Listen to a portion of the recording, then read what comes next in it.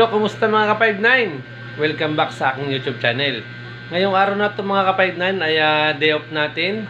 At ayun, i-share ko sa inyo kung paano mag-repair ng washing machine na malakas yung ugong o malakas yung tunog. Para magkaroon kayo ng idea, panoorin nyo kung paano mag-repair ng washing machine na ganito yung sira. Tara.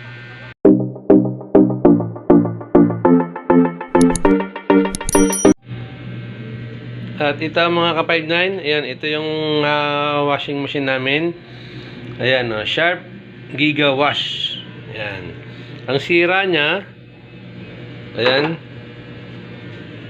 subukan nating isaksak para makita natin.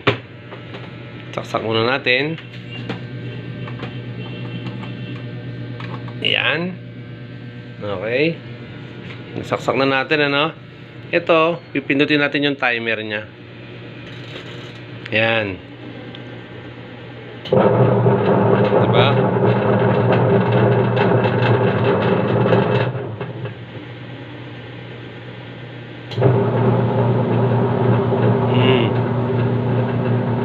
Pagka nag-rotate siya, tahimik lang. Pero pagkabila, yan. Diba? Maingay. Yan ang sira niyan. Ang sira niyan, yung gearbox niya. Yan, di ba? Tahimik siya ngayon. Pero pag nag-rotate yan, yan, maingay. Susubukan natin pigilan. Di ba? Yan ang sira niyan, gearbox. Yan ang papalitan natin. Ayan mga ka-59. Ayan. Bubuksan muna natin para mapakita ko sa inyo kung ano yung papalitan natin. Para meron kayong idea pagka sira yung washing machine nyo at parehas lang nito ang sira, di ba? Hindi niyo na siya ipapa-repair. Pwede na kayong kayo na lang yung gagawa. Di ba? May nabibili namang pyesa nito eh. At yung pyesa na papalitan natin, ito yon.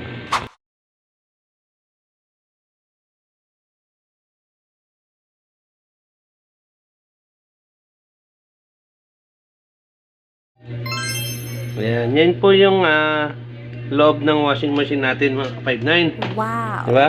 Yung ano niya, belt niya, okay pa naman. Ito yung motor. Motor ng washing. Ito yung pinakapapalitan natin.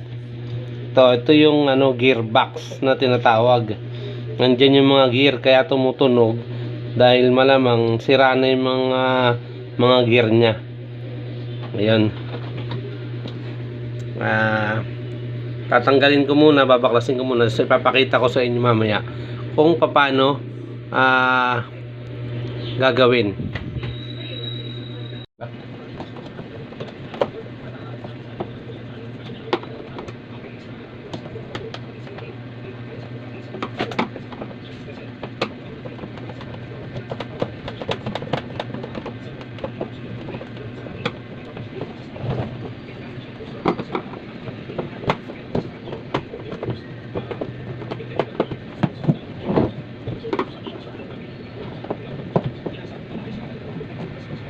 Mga kapatid niya, nabuksan na natin, no?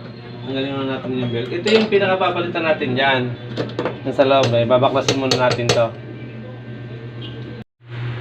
At ito na nga mga kapatid niya, natanggal ko na yung apat lang naman tornilyo niyan. Tinanggal ko na. Ayan. Ito yung papalitan natin. Ito yung tinatawag na gear case.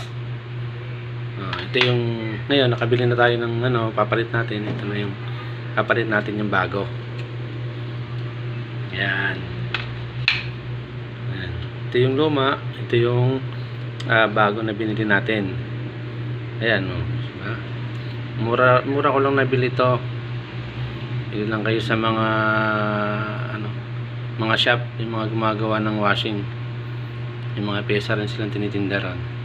Ito ikakabit na natin para makita natin kung okay nang gamitin. Ayan, ito na mga kapatid ngayon na palitan na natin. Ayan na. Ito yung bago. Woo! Ngayon ikakabit na natin siya. ibabalik na natin sa dati yung washing machine natin. Tingnan natin kung okay yung ginawa natin. Ito na mga ka-5-9 na ibalik na natin. Tinetesting na natin yung ginabit natin na gearbox. Ayan, kung okay naman siya at hindi na siya maingay kapag katulad kanina.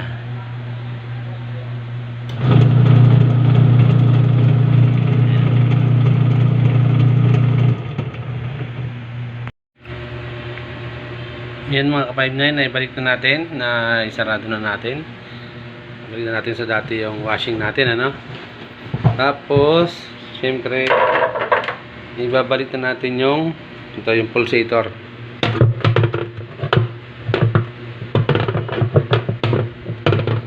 Yan yung pulsator niya, ibabalik na natin.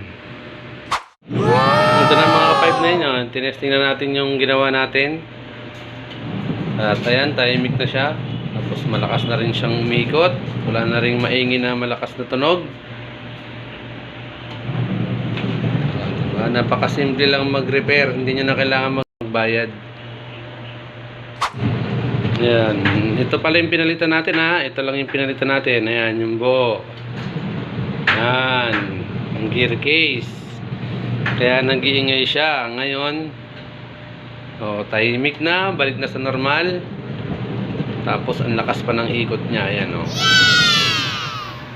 Ayan mga ka-5-9, hanggang dito na lang muna. Sana nakakuha kayo ng idea sa kung paano mag-repair ng washing machine na maingay o malakas ang tunog.